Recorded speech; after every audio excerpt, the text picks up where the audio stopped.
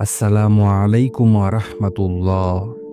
প্রিয় দর্শক, মদিনার শহরে এক দরিদ্র মানুষ বাস করতেন, যার কাজ ইতিহাসে অমর হয়ে আছে।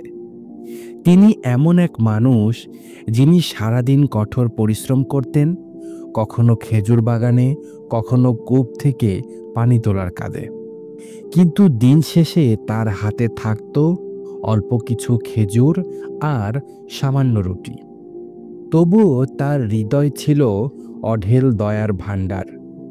রাতে যখন মানুষ খাবার খেত, তিনি তাকিয়ে থাকতেন দরজার বাইরে, যেন কেউ দরিদ্র, ক্ষুধার্ত বা পথিক আসে আর তিনি তাকে কিছু সাহায্য করতে পারেন। এক রাতে তার মন অস্থির হয়ে উঠল। সে ভাবল, আমি প্রতিদিন নিজের জন্য পরিশ্রম করি, কিন্তু আল্লাহর জন্য কি করছি? তার চোখে পানি এসে গেল। সে নিজের ছোট্ট ঘরের কোণে গেল। একটি পাত্রে যত খেজুর ছিল সব গুনে দেখল মাত্র এক মুঠো খেজুর। সে বলল, হে আল্লাহ, আমি গরিব, কিন্তু তুমিই তো ধনী। আজ আমি তোমার রাস্তায় দান করব, গোপনে, যাতে কেউ না জানে। রাত যখন গভীর, সবাই ঘুমিয়ে পড়েছে, সে মসজিদের পথ পাড়ি দিল আর এক লোককে রাস্তায় দেখল, মুখ ঢাকা, পোশাক ছেঁড়া, হাতে লাঠি। সে ধীরে ধীরে গিয়ে তার হাতে সেই খেজুরগুলো দিল। লোকটি কিছু না বলেই চলে গেল। সকালে চারিদিকে খবর ছড়িয়ে পড়ল, গত রাতে কেউ একজন চোরকে দান করেছে। মানুষ হাসাহাসি করল। কেউ বলল, কি মজার ব্যাপার, দানটা চোরের হাতেই গেল। সেই গরিব মানুষ লজ্জায় মাথা নিচু করল, কিন্তু মনে মনে বলল, আমি তো আল্লাহর জন্যই করেছিলাম। পরের রাতে সে আবারও নিজের অল্প উপার্জন থেকে কিছু খাবার আলাদা করল। সে বলল, আজ আমি আরও ভালো মানুষকে দান করব। রাতে আবার সে বেরিয়ে পড়ল। রাস্তায় দেখল এক নারী।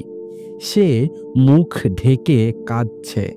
সে ভিক্ষা চাইছিল না, কিন্তু তার চোখের জল কথা বলছিল। গরিব মানুষটি তার কাছে গিয়ে তার হাতে খাবারগুলো দিল, বলল, এটি আল্লাহর পথে। নারীটি কেঁদে ফেলল, কিছু না বলেই চলে গেল। পরদিন সকালে শহরে খবর ছড়িয়ে পড়ল, গত রাতে কেউ একজন এক দুষ্কৃতিকারী নারীকেই দান করেছে। মানুষ আবারও হাসল। এই মানুষটা বোধহয় ভুল লোকদেরকেই খুঁজে বের করে। কিন্তু গরিব মানুষটি এবারও বলল, হে আল্লাহ, আমার নিয়ত তো তোমার জন্যই ছিল।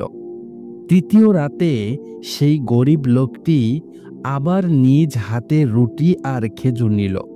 নিজেকে বলল, আজ শেষবারের মতো দান করব। যাকেই পাই আল্লাহর নামে দান করব। রাতের গভীরে সে বেরিয়ে গেল। একজন গম্ভীর চেহারার মানুষ দাঁড়িয়েছিল রাস্তার মোড়ে।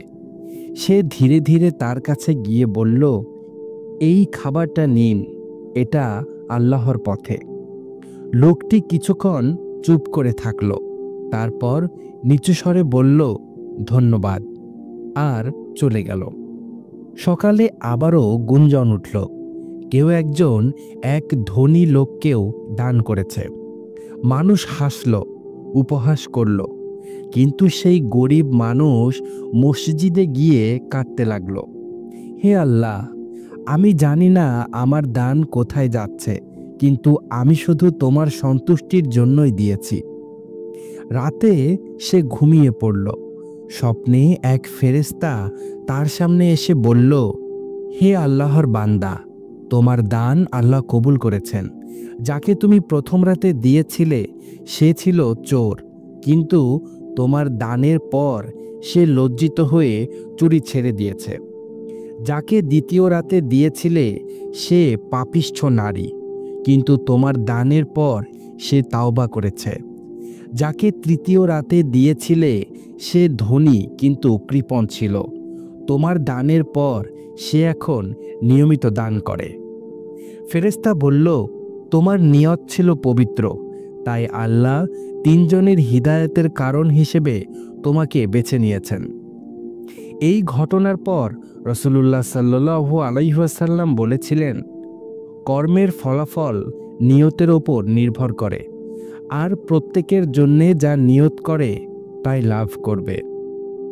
আল্লাহ তাআলা কুরআনে বলেন, যে ব্যক্তি একটিমাত্র সৎকর্ম করে আল্লাহ তার জন্য 10 গুণ এমনকি আরও বেশি প্রতিদান দেন।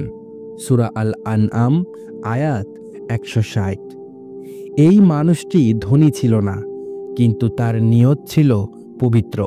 সে কাউকে পরিবর্তন করার উদ্দেশ্যে দেয়নি, বরং শুধুই আল্লাহর সন্তুষ্টির জন্য দিয়েছে। আর আল্লাহ তার সেই বিশুদ্ধ নিয়তকে এমনভাবে গ্রহণ করলেন যে তার দানের মাধ্যমে 3 জন মানুষ হেদায়েত পেল এবং অগণিত মানুষ তার গল্প থেকে শিক্ষা নিল। এই কাহিনী আমাদের শেখায়, দান মানে শুধু টাকার পরিমাণ নয়, বরং হৃদয়ের নিঃস্বার্থতা। কেউ যদি শুধু 1 গ্লাস পানি দেয় কিন্তু আল্লাহর সন্তুষ্টির জন্য দেয়, তাহলে সে ধনীদের চেয়েও বড় দাতা। রাসূলুল্লাহ সাল্লাল্লাহু আলাইহি ওয়াসাল্লাম বলেছেন, অর্ধেক খেজুরের সমপরিমাণ দান দিয়েও জাহান্নাম থেকে বাঁচো। সহিহ বুখারী হাদিস নাম্বার 1410। প্রিয় দর্শক, আজকের মতো এখানেই শেষ করছি। দেখা হবে পরবর্তী ভিডিওতে। পরবর্তী ভিডিও পেতে আমাদের চ্যানেলটি সাবস্ক্রাইব করে পাশেই থাকুন। আল্লাহ হাফেজ।